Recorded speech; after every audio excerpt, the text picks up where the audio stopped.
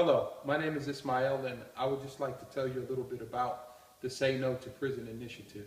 The Say No to Prison Initiative is a nonprofit organization that was established for the purpose of keeping young youth, juveniles out of the prison system.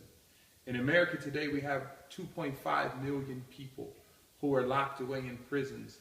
We have 70,000 juveniles that are in prisons today in the United States of America.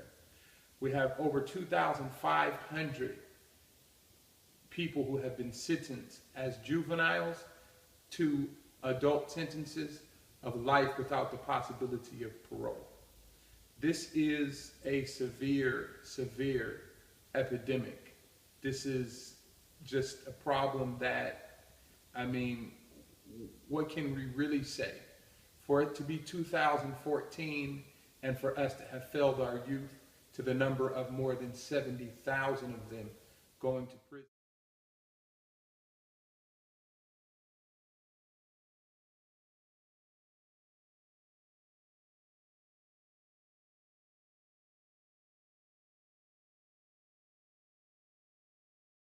So after working for more than 5 years deep inside the Department of Juvenile Justice, I've been working with kids who have been convicted of murder.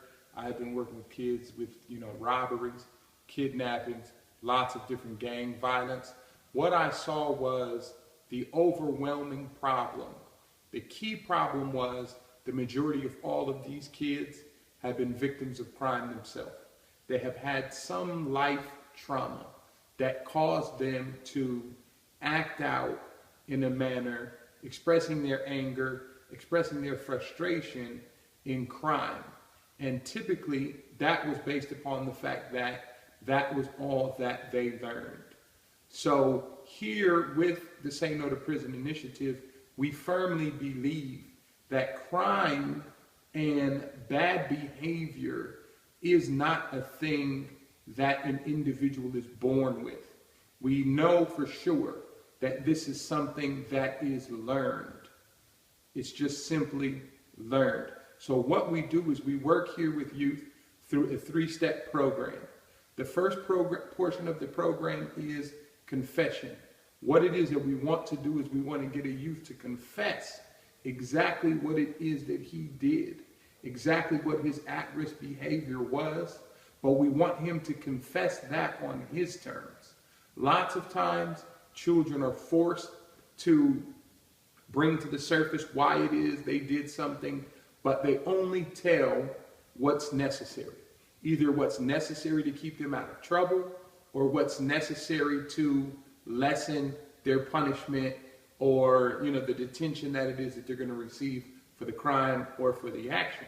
So what we've found in me working with kids inside the system after they have already been sentenced and the fear has been taken away of retribution per se, that they're more open. When giving the opportunity to confess on their terms, with their language and their reasoning, it works a lot better. So the first step, confession. The second step is we work with them to develop a commitment. And that commitment has a couple of levels in and of itself. One of the levels of commitment is that the youth has to commit to himself that he wants to change his attitude. He wants to change his outlook on life, and he wants to go places. Second of all, he needs to make a commitment to his family, to the people who love him, that he's no longer going to do this type of things. He's not going to express his anger in this fashion.